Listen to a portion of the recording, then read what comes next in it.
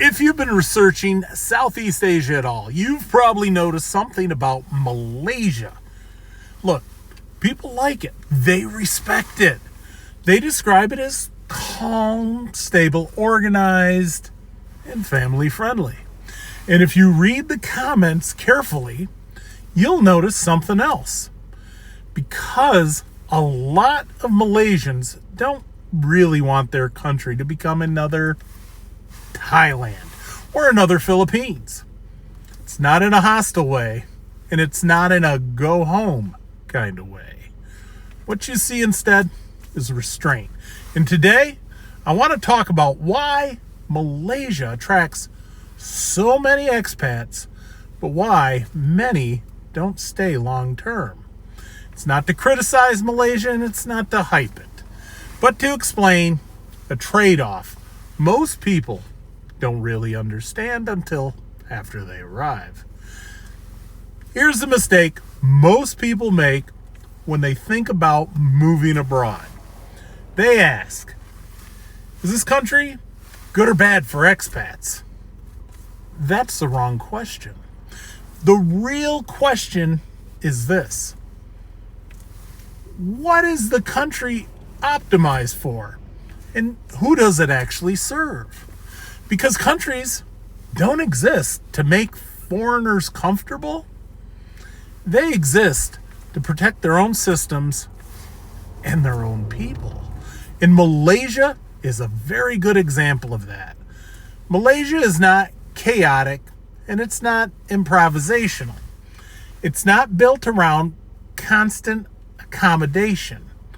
Malaysia is built around order. And order always comes with trade-offs. And let's be fair for a moment. Malaysia attracts foreigners for very good reasons. It feels adult. It feels predictable. It feels calm. The infrastructure works. The middle class is very visible. Business systems exist. And if you're coming from the West and you're tired of the disorder and chaos, Malaysia can feel like a relief, especially if you're married and family oriented, still working or running a business.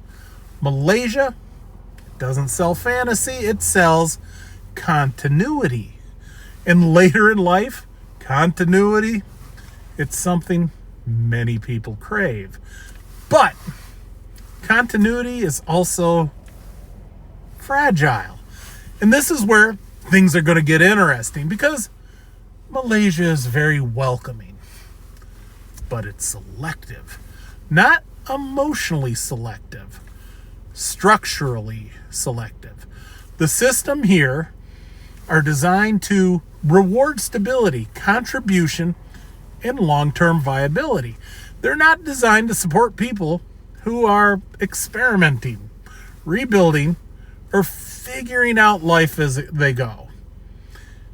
That's not judgment, that's design. Malaysia, it doesn't bend much. And because it doesn't bend, people who don't fit eventually feel it quietly. No drama, and no anger exists. It's just a realization.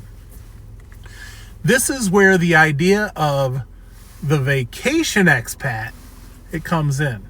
Because a vacation expat isn't someone on holiday. It's someone who builds a life based on how the place feels in the first 6 months.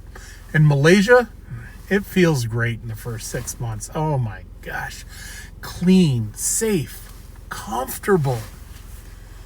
But permanence requires more than comfort. It requires margin, compliance, financial depth, and patience. That's where some people realize something important. This place, it isn't hostile. It's just not flexible. And flexibility matters more than people think, especially as we're getting later in life, especially if you're not arriving with unlimited resources. Because there's one more piece to this that's worth mentioning, and I want to be careful of how I frame it, because it's really not a complaint, but it is context. It's one of the ways Malaysia protects that stability is through financial filters for long-term residency. Programs like the MM2H require a significant amount of capital, currently $150,000 US.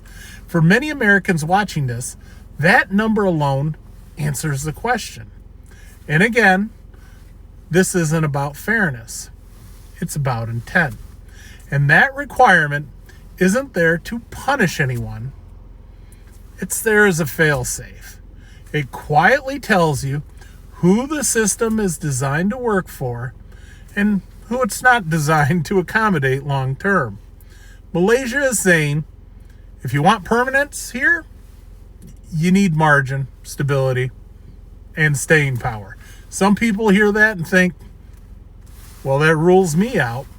Others hear it and think, that explains why this place feels so orderly. Same policy, different perspective. And here's the trade-off stated cleanly. Malaysia offers stability, predictability, protection of its middle class. In exchange, it demands a higher cost, tighter rules, and very little tolerance for drift. That's not a flaw, that is by design. Countries that protect their own systems do not absorb chaos easily. And this is where the story shifts. Because when people realize Malaysia isn't designed for long-term experimentation, they usually don't go home.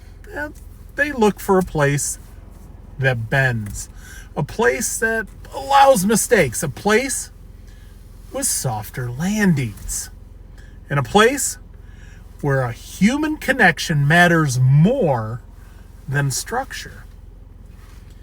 That's when the Philippines enters the conversation. I'm not going to dive into the Philippines yet. That's going to be, we'll call that the next video. But here's what I will say. Structure filters people. Flexibility, it exposes them. And both come with consequences. Some people, they thrive with structure. And some people, they need that flexibility. And some people confuse freedom with sustainability.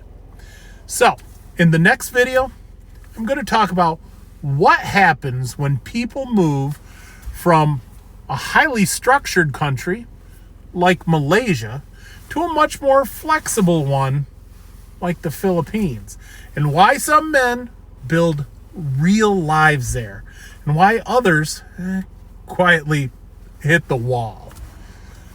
Same people, different systems. And understanding that difference, it's going to save you years of your life. So, this channel isn't about hype, and it's not about fear. It's about trade-offs. Malaysia, it isn't wrong. It's just specific. And if you understand what a country is built to protect, you can make smarter decisions about where you belong and where you don't. Now, if this perspective makes sense to you, in the next video will matter even more, because stability has a price and flexibility, it has consequences. So on that note, I'll see you in the next one. Take care.